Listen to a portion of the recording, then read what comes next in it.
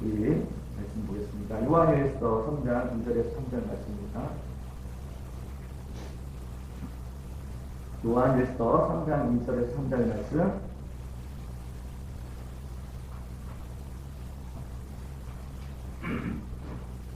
우리 한 목소리로 읽겠습니다. 시작. 사랑하는 자들아, 우리가 지금은 하나님의 자녀라. 장래에 어떻게 될지는 아직 나타나지 아니하였으나 그가 나타나시면 우리가 그와 같을 줄을 아는 것은 그의 참모습 그대로 볼 것이기 때문이니 주를 위하여 이 소망을 가진 자마다 그의 깨끗하심과 같이 자기를 깨끗하게 하느니라. 아멘. 오늘은 내가 아는 분이라는 제목으로 같이 은혜를 나누고자 합니다. 지난주와 같은 본문인데요. 여러분은 얼마나 많은 사람들을 만나고 또 얼마나 많은 사람을 알고 계시는지, 그 많은 사람들 가운데 그 사람 때문에 위로되고 그 사람 때문에 내 마음의 평강을 얻을 수 있는 그런 좋은 사람들이 있는 줄 압니다. 근데 그런 좋은 사람들이 많습니까? 아니면 나에게 힘들고 불편하게 하는 사람들이 많습니까? 사실 사람이 사람에게 위로를 주고 사람이 사람에게 어떤 기쁨을 주는 것은 대단히 큰 기쁨인 것 같아요. 진짜 세계는 유례 없는 인구 폭발을 경험하고 있는데 이 모든 사람들이 서로가 서로에 대한 지식이 충만하고 서로 이해하고 알 수 있는 관계가 된다면 이 땅이 바로 정말 천국인 것 같아요. 그런데 오히려 사람들이 많기 때문에 다투고 투쟁하고 그리고 또 많기 때문에 불편한 삶이 또 우리의 삶이 아닙니까? 이런 세상에서 사는 우리를 가리켜 미국 심리학자, 미국의 사회학자 리스먼이라는 분은요, 고독한 군중이라는 말을 처음 사용하기 시작했어요. 네, 군중 속의 고독, 이런 이야기를 한 사람인데, 사람들 속에 있지만 외로운 거예요. 사람들 속에 있지만. 사람들과 같이 살지만 소통하지 못하고 사람들의 생각을 공유하지 못하는 이런 분리를 경험하는 것을 이제 빗대어 얘기하는 것이겠죠. 우리가 서로를 진실로 완전한 이해를 가지고 살아간다면 정말 그것만큼 좋은 일이 없을 것 같습니다. 이 땅이 지옥인 것은 우리가 서로가 서로에 대하여 완전한 지식을 갖지 못했기 때문이 아닌가, 이런 생각을 해보게 됩니다. 여러분, 이런 사람이 사람에 대해서 우리는 잘 모르는데 여러분, 하나님에 대해서 얼만큼 아시는지요? 하나님에 대하여 우리는 얼마나 알까요? 사실 우리는 스스로 얼마나 아세요? 잘 몰라요, 이렇게 얘기를 하지만 이제 우리 교회를 다니다 보면은 특별히 이제 신학연수가 들거나 또는 목회자이거나 또 장로거나 또 신학 공부하였거나 이런 것이 나는 그래도 하나님 충분히 안다, 하나님 많이 안다라고 생각할 때가 많습니다. 근데 정말 그럴까요? 오늘 본문 2절에 우리는 사람에 대해서 우리가 아는 것이 우리는 충만하지 못합니다. 분명하지 못합니다. 하나님은 더더욱 말할 것도 없죠. 하나님은 영이신데 우리가 하나님을 알면 얼마나 알겠습니까? 오늘 본문에서 보면은 그래도 다행인 것은요, 그가 나타나시면 우리가 그와 같을 줄 아는 것은 그의 참모습을 그대로 볼 수 있기 때문입니다. 참 다행이죠. 나를 아시는 분이 내가 알아볼 수 있다면 마주친 그 눈을 어떻게 피할 수 있겠습니까? 우리가 지금 하나님을 잘 모르는 부분이 있어요. 그러나 우리가 하나님을 재림하시는 그때, 부활의 주님을 만나는 그때에 주님이 오시면 우리는 그분을 알아볼 수 있다는 겁니다. 어제 원주 품은교회 설립 예배를 다녀왔습니다. 섬기던 교회 교육자들과 그리고 성도님들 100여 명이 오셔서 이제 자리를 빛내주셨는데, 그런데 교육자들 중에서 제가 아는 낯익은 분이 계신 거예요. 대학교 때 같은 이제 학교에서 공부하셨던 분인데, 저는 기억하고 싶지 않은 그런 부분이 있었기 때문에 피하고 싶었는데 이 귀 옆에 보이지 않는 촉이 있더라고요. 저가 그 촉은 늘 거기에 이렇게 신경을 쓰고 있는 겁니다. 그러다가 이렇게 눈이 딱 마주쳤는데 피할 수가 없더라고요. 그쪽이 나를 알고 내가 그를 아는 것을 피할 수가 없더라고요. 우리 하나님이 재림하실 때, 우리 주님 예수께서 재림하실 때 그분이 나를 아시고 또 오늘 본문에처럼 그때 내가 그를 알아볼 수 있다면 우리도 피할 수 없는 그 기쁨이 있지 않을까라는 그런 생각을 해보게 됩니다. 주님의 부활을 지난주에 한번 살펴보았는데 우리의 부활을 생각해 보면 어떻게 알아볼 수 있을지를 한번 생각해 볼 수 있을 것 같아요. 먼저 이 땅에서 우리 주님이 오실 때 우리의 부활은 어떻게 이루어지는지 살펴보면 먼저 영적인 부활이 있습니다. 영적인 부활. 그것을 거듭남이라고 이야기하는데요. 영적인 부활이 있어야 된다는 거예요. 저번에도 언제 얘기했는데 이 땅에서 천국을 누린 사람만이 그 나라에 갈 수가 있는 거죠. 이 땅에서 천국을 누린 자만이 천국을 누릴 자격이 있는 거예요. 삶이 어떤 모양이든지 간에 뭐 가난하건 부유하건 병들었건 죽음 앞에 서 있건 간에 상관없이 이 땅에서 하나님이 주어진 내 삶의 자리에서 천국을 경험하지 못하면 그 땅에 갈 자격이 없는 거예요. 부활도 마찬가지입니다. 여기서 부활을 경험을 하셔야 돼요. 여기서 영적인 부활이 경험이 되어야지 진짜 실제적인 부활의 때에 주님이 오실 때 우리의 몸이 변화되는 것을 목격하게 될 것이라는 것입니다. 그것을 거듭남이라고 합니다. 우리가 영적인 부활을 거듭남이라고 합니다. 우리가 요한복음 3장 3절에 보시면 예수께서 대답하여 이르시되 진실로 진실로 내게 이르노니 사람이 거듭나지 아니하면 하나님 나라를 볼 수 없느니라. 자, 지금 예수님께서 지금 말씀하시는 게 사람이 거듭난다는 이 말이 어머니 뱃속으로 들어간다는 얘기인가요? 아니잖아요. 어머니 뱃속으로 들어가는 게 아니라 내 영적으로 다시 태어나는 것을 이야기하는 거예요. 영적으로 다시 태어나지 않으면 다가올 하나님의 나라를 볼 수 없다. 예수님이 말씀하십니다. 그러니까 지금 우리 영적인 우리의 부활을 소망한다면 먼저 전제될 게 뭐냐면 영적인 부활이 있어야 된다는 거예요. 우리 안에. 그게 거듭남입니다. 거듭남. 이 거듭남은 무엇이냐면요. 요한복음 5장 24절에 이렇게 말합니다. 내가 진실로 진실로 너에게 이르노니 내 말을 듣고 또 나 보내신 이를 믿는 자에게 영생을 얻었고 심판에 이르지 아니하나니 사망에서 생명을 옮겨줍니다. 여러분, 이게 우리가 인식하지 않을 때 일어난 일이에요. 우리가 믿을 때 일어난 일이에요. 우리가 예수님을 믿는데 우리가 의식하고 느끼지 못하는 사이에 우리가 어떤 존재냐면 사망에서 생명을 옮겼다는 거예요. 그것도 보면 시제를 보세요. 영생을 얻을 것이다라고 안 하고 얻는다라고 얘기 안 하고 얻었다라고 얘기하고 있어요. 생명으로 옮겼다라고 얘기하고 있어요. 여러분 이제 우리 나무 줄기를 그 전에도 말씀드린 것 같은데 이 나무에 가지를 접붙임을 하잖아요. 잘려진 나무, 부러진 나무는 풍성한 이파리가 있고 열매가 있어도 그건 산 나무인가요? 죽은 나무인가요? 그건 죽은 나무죠. 가지가 부러져 있기 때문에 그것은 죽은 나무죠. 아무리 열매가 있고 이파리가 풍성해도 우리 가지치기 할 때 저기 우리 배나무 아마 전지하실 것 같은데 많이 솎아주는데 너무 많으면 그냥 아예 부러뜨리시더라고요 우리 아버지가. 그것은 이렇게 풍성한 열매가 매달려 있어도 그것은 죽은 나무고 결실하지 못합니다 결국에는. 그러나 그것이 죽었지만 이제 원 줄기에 접붙여지면 여러분 접붙이는 순간에 사는 거 아닙니까?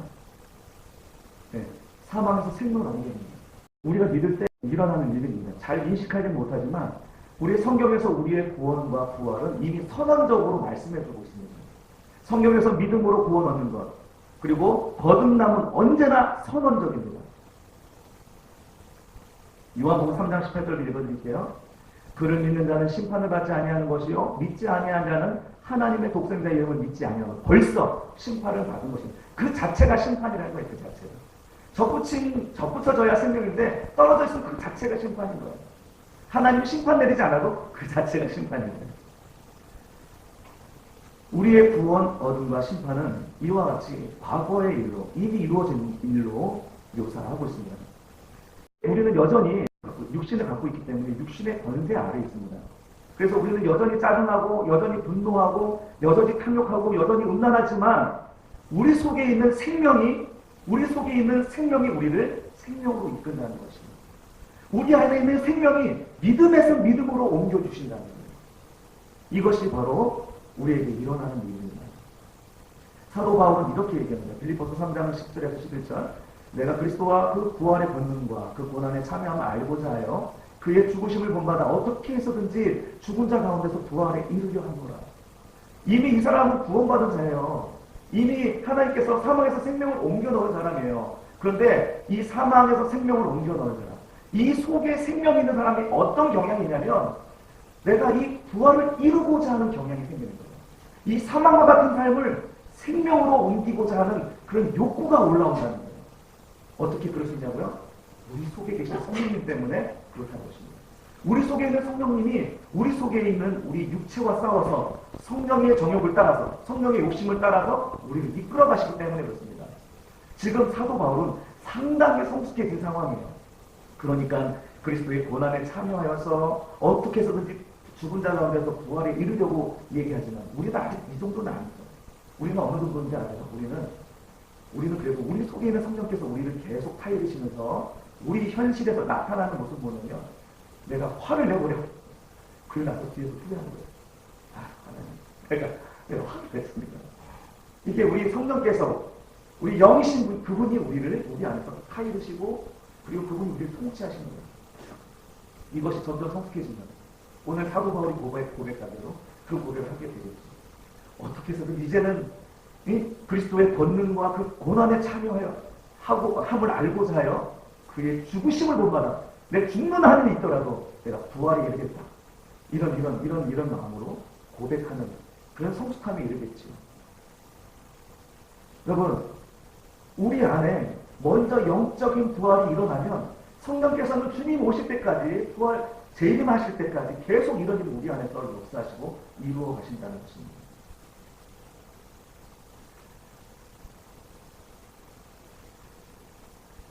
이와 같이 우리의 거듭남은 육신의 비늘을 벗겨 참되신 주님의 모습을 볼 수 있게 하는 것입니다.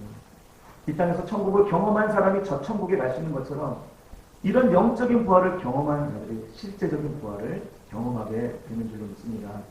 그럼 주님이 다시 오실 때 실제적으로는 어떻게 우리가 될까요?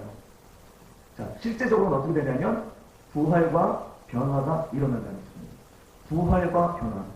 우리 요한복음 11장 25절 함께 읽어보겠습니다. 시작.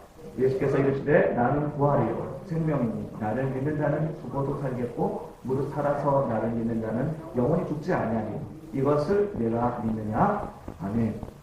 예, 지금 나를 믿는 자는 죽어도 살겠고 이게 부활이고 죽어도 다시 사는 거니까요. 그리고 또 살아있는 자는요 예수님의 모습처럼 예수님의 육체의 변화처럼 변화되어진다는 것입니다. 우리가 지난주에 설교했던 거 기억하시는지 모르겠지만 예수님의 부활의 몸은 바로 이 시공간을 초월하는 그런 몸이라고 했습니다. 그리고 또 신령한 몸으로 바꿔지는 것이었어요. 그리고 그분은 이 세상을 통치하는 왕으로 오신다라고 말씀했습니다. 우리가 그와 같이 예수님의 부활의 몸처럼 우리도 시공간의 제약을 받지 않아요.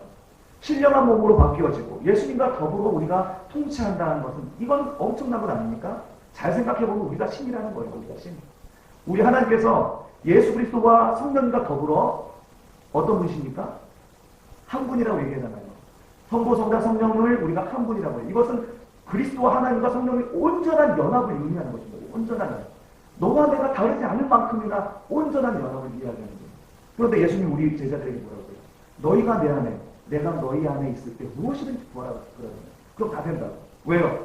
우리 주님과 우리는 완전한 연합이기 때문에 그래요. 주님이 하나님과 완전한 연합이라면 우리 역시 하나님과 완전한 연합이 된다는 말씀을 하시는 거죠.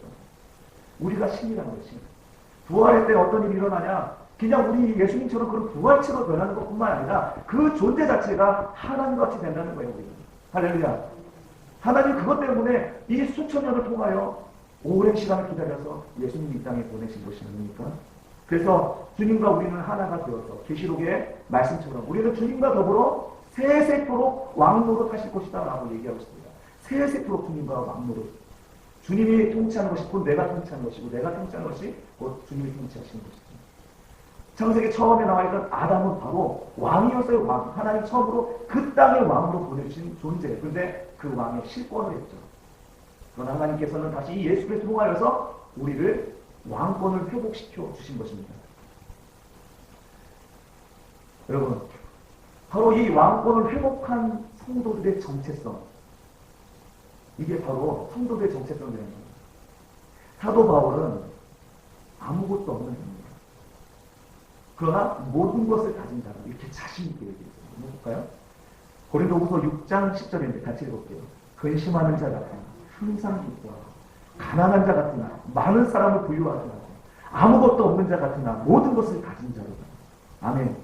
여러분, 이게 바로 모든 것을 가진 자, 즉 내가 하나님의 통치권자로서 하나님과 더불어 세세토록 왕노릇 하는 정체성을 가진 자존감을 가진 성도의 모습이라는 거예요. 여러분, 아그리빠 왕 앞에서 그 거지 같은 이 사도 바울이 죄인의 모습으로 섰지만 조금도 흩뜨리점이 없이 그 아그리빠 왕에서 복음을 전하지 않습니까? 아그리빠가 오히려 두 손을 조아리고 오히려 복음을 궁금해할 정도로 사도 바울은 엄청나게 당당했습니다. 여러분, 우리가 어떤 존재인가 정체성을 우리가 분명히 한다면 우리 환경 속에서 일어나는 일들에 대하여서 우리가 좌절하지 않을 거예요. 왜? 이 세상에 있는 것은 잠깐이에요.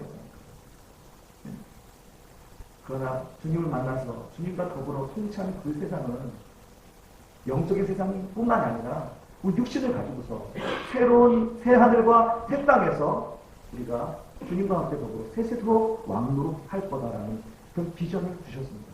그래서 사도 바울은 그랬잖아요. 내가 지금 핍박받아서 죄인으로 맞아 죽어도 난 좋다. 왜? 난 주님한테 가는 게 더 좋기 때문이야.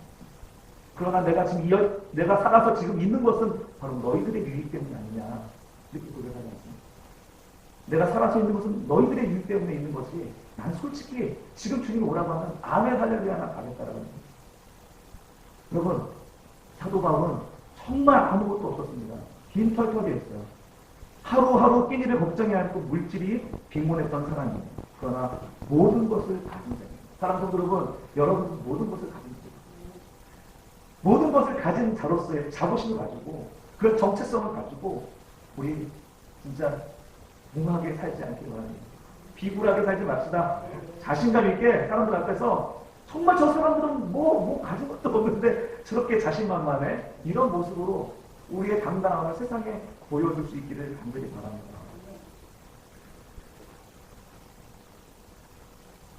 이렇게 하나님은 영적인 우리의 부활을 통하여 실제적인 부활을 이끌어 주신다 분명히 약속하셨습니다. 그런데 우리 주님께서 오늘 본문에서 우리에게, 우리 신자들에게 요구하는 것이 있습니다. 이 3절입니다. 주를 향하여 이 소망을 가진 자마다 그의 깨끗하심과 같이 자기를 깨끗하게 하느니라. 아멘. 예. 지금 이 내용을 보면요. 이 주를 향하여 이제 우리가 하나님과 온전히 연합되는 것을 기다리잖아요. 이 부활을 통하여서 예수 그리스도와 온전한 연합을 이루는데 이것을 계시록의 표현에 의하면 혼인잔치예요.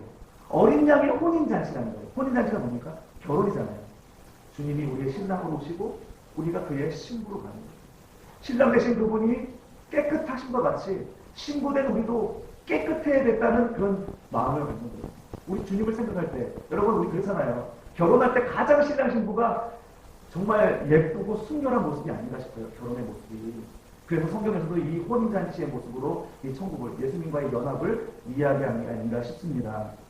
여러분 우리 주님께서 우리에게 요구하신 것은 우리 거듭난 영적 부활을 체험한 우리 신자들에게 요구하는 것은 우리 내면에서 일어나는 성령의 음성을 듣고 매일매일의 삶 속에서 이 순결함을 추구하는 것입니다.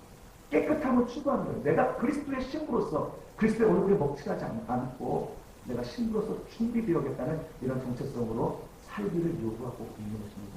또 하나는 뭐냐면 우리에게 요구하신 또 하나는 뭐냐면 영적인 부활을 경험하고 실제적인 부활을 소망하는 사람들은요. 산자라는 거예요. 산자. 죽은 자가 아니라 산자라는 거예요. 산자로서의 삶을 추구하라는 것입니다. 만약에 산자임에도 불구하고 산자로서의 삶을 추구하지 않으면 하나님이 채찍질하세요. 비유적으로 저번에도 한번 구원에 대해서 이야기할 때 홍수가 났는데 신정지된 어떤 사람이 홍수에 떠내려가요. 떠내려오는데 하나님이 은혜로 100%의 은혜로 이 사람은 신정이 뛰게 해서 산자로 만들었어요. 그리고 이 사람은요 이 홍수에 떠내려가면 안 되는 거예요. 이 사람은요 자기가 산자로서 헤엄쳐 나와야 되는 거예요. 헤엄쳐 나오지 않아요. 하나님이 칙칙질하는 너 뭐하니?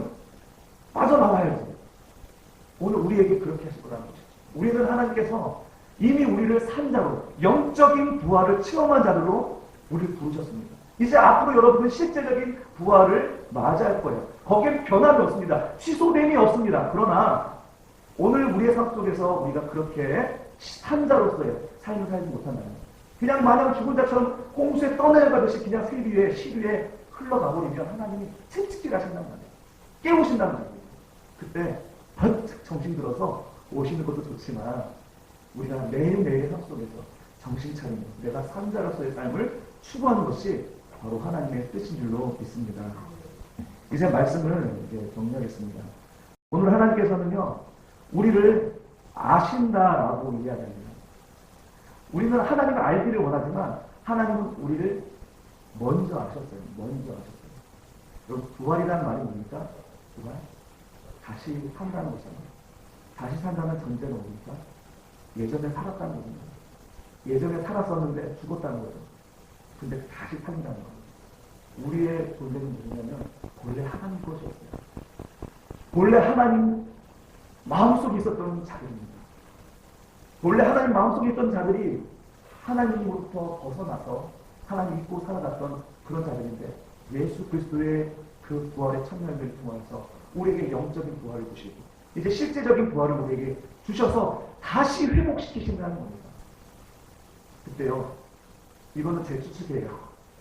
주님이 오실 때 본래 우리 하나님 거였잖아요. 본래 하나님 자녀였잖아요. 그때는 하나님 알았을 것 같아요. 우리의 존재가. 근데 우리가 주님이 재림하실 때 우리의 육체가 변화되며 우리의 모든 것이 변화되어서 주님을 맞이할 때는 우리 본래 알았던 하나님을 알아볼 것 같아요. 주님이셨구나. 내가 육신으로 살 땐 정말 몰랐는데 내가 오래전에 알던 분이라고 느낄 것 같아요. 여러분, 이런 주님을 소망하며 살겠습니다. 그런 정체성으로 살아갔으면 좋겠습니다. 우리는 다 가진 분이에요. 하나님께서 세세토록 왕도록 할 만한 왕권과 통치권과 그 권세를 우리에게 주신 한 사람 한 사람인 줄로 믿습니다. 그런 자부심으로 삶 속에서 큰 승리와 힘을 내시고 용기를 내어서 이겨내실 수 있기를 주님의 이름으로 축원합니다. 이 시간 함께 우리 함께 기도하겠습니다.